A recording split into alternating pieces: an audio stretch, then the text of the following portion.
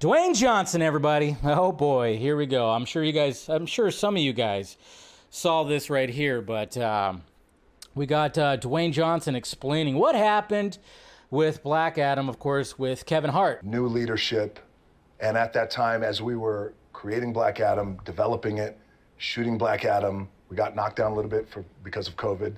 And the shutdowns got back up. There was so many changes in leadership, and as you know, the budget got inflated. But you have people coming in who creatively, fiscally are going to make decisions that you may not agree with philosophically. So, are you talking about Jimmy Guns right there, Dwayne Johnson? Huh? Talking about Jimmy Guns. I think that's what's happening right there. He's like, yeah. They didn't see eye to eye. And again, I mean, it was always very strange that James Gunn did not promote Black Adam at all, even though his wife made a cameo in there. It was quite strange. Again, I don't know the logistics. I don't know what's going on behind the scenes, This goes back to why didn't Gal Gadot to promote anything about her cameos in Shazam 2 and The Flash. It's all just very strange. The biggest opening of your career. I mean, he did. I guess. Well, it wasn't the biggest opening of his career because the Fast and Furious movies that he's been in have been bigger, but this was like, it was his solo, the fact that he starred in it, because obviously he doesn't star in the Fast and Furious movies, so it's like, Sure, no China. That could have been maybe $100, maybe $200 more million.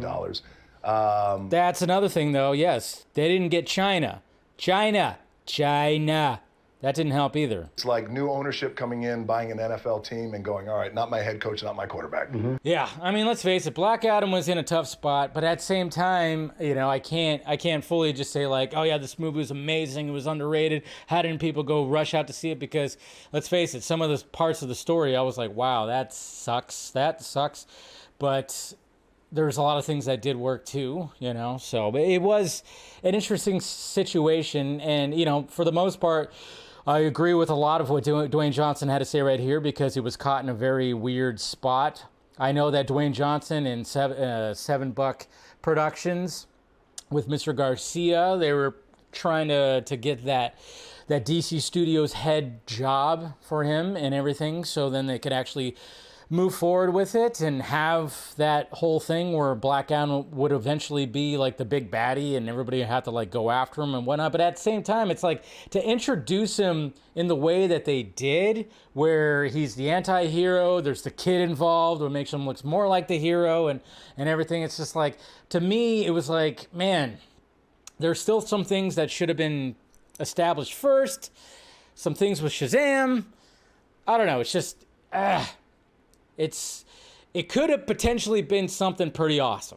But I think the fact that they introduced just a flat-out Black Adam movie, and then it had aspects of, okay, you got a kid, you got the whole like fish out of water thing, and I don't know. To me, I just thought they should have slowly introduced him into the world, maybe teasing at the end of maybe the first Shazam, and then maybe just more of a... I mean, there was a deleted scene that teased a Black Adam presence or whatever the hell. I don't know. It was all just kind of all over the place, and I don't know. It just needed... there was a lot of things. I agree with a lot what Dwayne Johnson has to say right here, but at the same time, the execution and just starting off with a Black Adam movie, I don't know if that's a good way to establish, to try to continue to salvage part of a universe, because obviously we appreciated him bringing Cavill back, and that would have been great to see them duke it out eventually, but I don't know, it just didn't end up working out.